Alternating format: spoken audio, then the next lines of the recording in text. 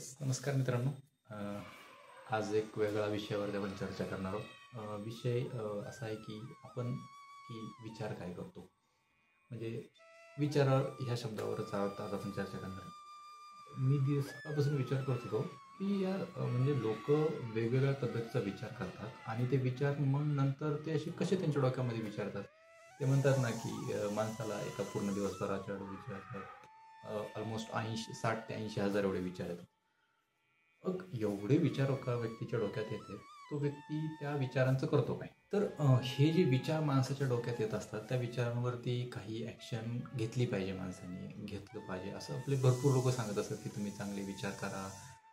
चांगले म्हणजे काय विचार करायचे? चांगल्या विचारांचं डेफिनेशन काय देणार तुम्ही? चांगले म्हणजे कसे असतात? एखाद्यासाठी परीक्षेमध्ये कॉपी करणं हा चांगला विषय असतो, तर कदाचित तो दुसऱ्यासाठी वाईट असतो. आता वेगवेगळ्या व्यक्तीनुसार ते चांगली आणि वाईटची डेफिनेशन, चांगली आणि वाईट असं कसं तुम्ही कॅल्क्युलेट करता?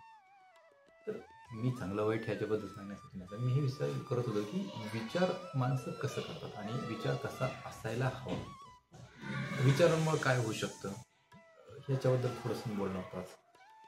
तर मला असं वाटतं की विचार ज्यावेळेस आपण करतो, कोणताही व्यक्ती असतो, लहान मुलांपासून ते वयोवृद्ध माणसांपर्यंत कोणी पण असू द्या, विचार ज्यावेळेस तुम्ही करायला सुरुवात करता किंवा त्यांच्या अपसूक काही विचार डोक्यात येतात की काही घटना घडत असते, अचानक डोक्यात येते की अरे हे जे चुकीचं आहे, आपण डायरेक्ट जजमेंटवर देऊन जातो. पण आपण त्या व्यक्तीच्या शूजमध्ये जाऊन ते पाहिलेलं असतं का? नाही.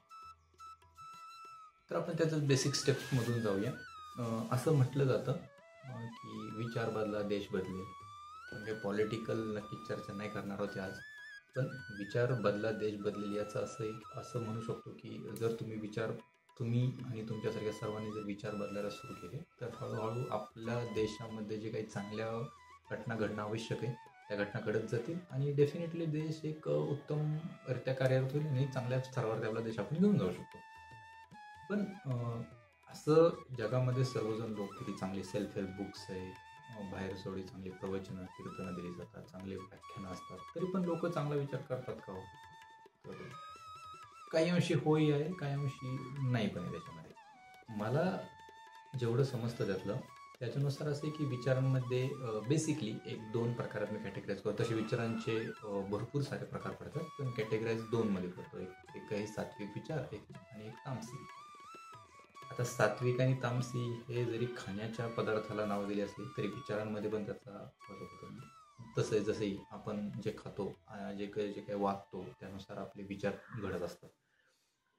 जसं जसं तुम्ही विचार करायला सुरू कराल तसं तुम्हाला जाणवेल की तुम्ही जो विचार करताय, बऱ्याच अंशी असं असतं की आपण एखाद्या वेळेस एक विचार करतो आणि तो विचार घेऊन फायनलाइज करून टाकतो, त्याच्यावर काहीतरी डिसिजन घेऊन त्याच्यावर पूर्ण ॲक्शन करून टाकतो आणि नंतर आपल्याला समजा अरे हे आपलं चुकलेलं आहे. बऱ्याच वेळा असं होतं की बरेच लोक सांगतात की एखादी गोष्ट कृत्य करण्याआधी तुम्ही 1000 वेळा विचार करा, पण एखाद्या कार्य झाल्यानंतर तुम्ही विचार करून काही फायदा नाही.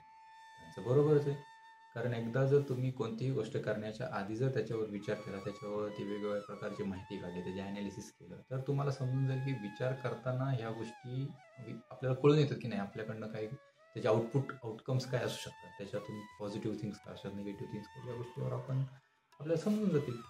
पण आपण विचार करतो का? करतही असेल, पण कमी प्रमाणात.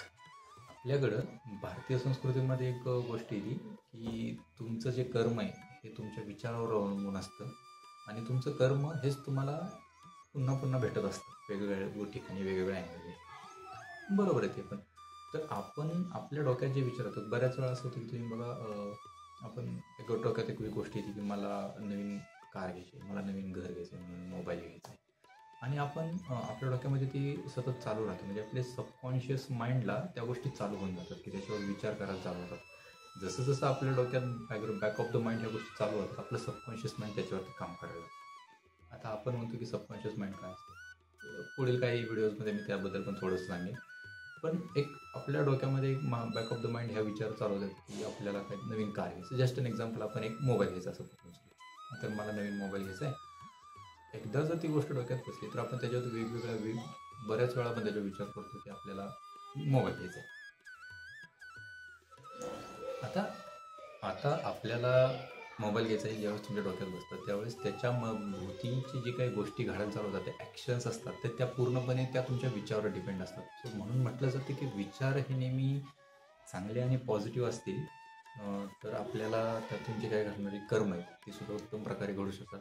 म्हणजे आपण जे काही डिसिजन्स वगैरे घेतो डेली, सकाळी उठल्यापासून संध्याकाळी झोपेपर्यंत, आणि वेगवेगळे डिसिजन आपल्याला घ्यावे लागतात. तर डिसिजन घेण्यामागं प्रत्येक वेळी आपला विचार हा खूप महत्त्वाची गोष्ट आहे.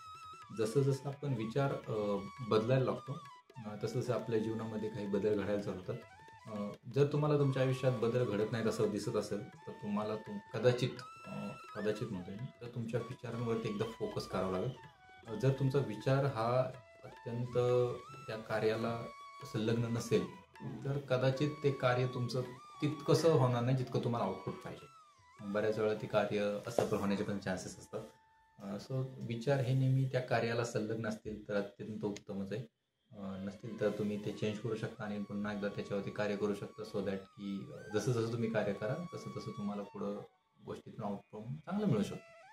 असंच एक पुस्तक आहे आपल्याकडे मित्रांनो, की जे थिंक, थॉट प्रोसेस, विचारधारा, ॲटिट्यूड अशी याच्यामध्ये आहे. सेल्फ हेल्प बुक आहे. येत्या एपिसोडमध्ये मी तुम्हाला त्याच्यावर सांगणार आहे. बुक स्टॉकच्या नेक्स्ट एपिसोडमध्ये मी तुम्हाला सांगणार आहे.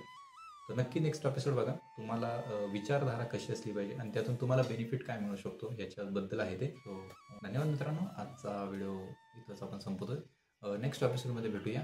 Thank you so much.